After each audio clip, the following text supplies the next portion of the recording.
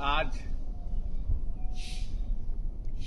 प्रयागराज के यमुना पार क्षेत्र में जो बारा क्षेत्र का दक्षिणी इलाका है, करीब 40 गांव ऐसे हैं जहां पर आज की डेट में मेडिकल और एजुकेशन की प्रॉपर व्यवस्था नहीं है। उरांव का क्षेत्र भी हमारा बहुत ही अविकसित चूंकि आदिवासियों का इलाका है, तो वहां भी पूरी तरह से जो शिक्षा और स्वास्थ्य बहुत खराब दशा में दिखाई दे रहा है। मेजा के जो इंटीरियर इलाके हैं, यहाँ पर भी बुनियादी सुविधाओं का अभाव है।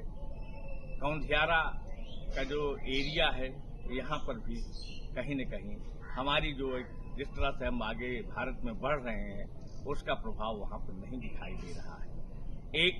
मैंने बहुत दिन से यमुना पार क्षेत्रीय इलाकों का भ्रमण करके देखा है, तो वास्तव में समस्याओं की जड़ कहाँ है। 4 विधानसभा क्षेत्रों में आज तक कोई भी एक स्थानीय नेता किसी भी स्तर पर नहीं उत्पन्न हो पाया है। इसके पीछे हमारी राजनीतिक साजिश के अलावा दूसरा कुछ नहीं दिखाई देता। एक वर्ग विशेष के साथ यहाँ पर अन्याय हो रहा है, और अगर प्रयागराज को विकसित करना है, प्रयागराज को डेवलप करना है, तो संगम का विकास, संगम को साबरमती रिवर फ्रंट के तहत डेवलप करने की जरूरत है। तभी यहाँ की अर्थव्यवस्था और यहाँ की गरीबी दूर होकर के और बुनियादी सुविधाएं प्राप्त हो पाएंगी। हम देखते हैं कि गांवों में जब एक आदमी को भी ठंडी का सीजन है, हार्ट अटैक होते हैं, हार्ट की घटनाएं बढ़ जाती हैं। एक आदमी अगर बीमार हुआ तो उसके घर की संपत्ति तक बिक जाती है। दूसरी तरफ जो शिक्षा माफिया हैं, कहीं न कहीं हमारे मध्यम वर्ग का एक चौथाई सैलरी ये ले लेते हैं, और इस पर कोई कंट्रोल नहीं है किसी का। और सबसे बड़ी बात, इनको सबको रेगुलेट करने की जरूरत है। प्राइवेट हॉस्पिटल्स और प्राइवेट शिक्षण संस्थान, एक तो खुद ही गरीबी है, प्रॉपर संसाधन नहीं है, और एक दूसरी तरफ इनके शोषण से हमारे समाज को बचाने, प्रयागराज को, यमुना पार को बचाने की जरूरत है।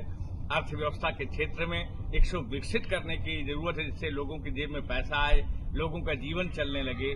साथ ही साथ अगर कोई समस्या आ जाए तो हमारे जो लोग अनैतिक हो जाते हैं, अमानुषी हो जाते हैं, चाहे शिक्षा जगत के लोग हों, चाहे प्राइवेट मेडिकल के लोग हों, इन पर भी लगाम लगाने की जरूरत है।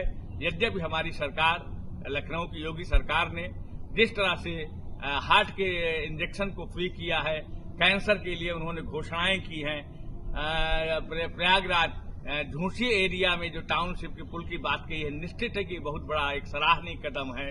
किंतु अभी यमुना पार इलाके में बुनियादी सुविधाओं को, और एक बात और आई है, एक अध्यादेश आ रहा है कि अगर हमारा कोई मरीज मर जाता है तो जो हॉस्पिटल है उसको पूरा पैसा लौटाना पड़ेगा। ये एक बहुत बड़ा क्रांतिकारी कदम है।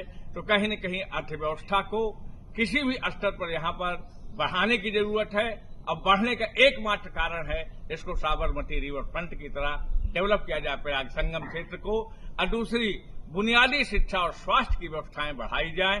तभी यहाँ पर खुशहाली आएगी, और खुशहाली आने के बाद ही देश के विकास में हमारा प्रयागराज सहभागी बनेगा। प्रयास हो रहे हैं, लेकिन अभी और अधिक सीरियस होकर के, पहचान करके काम करने की जरूरत है।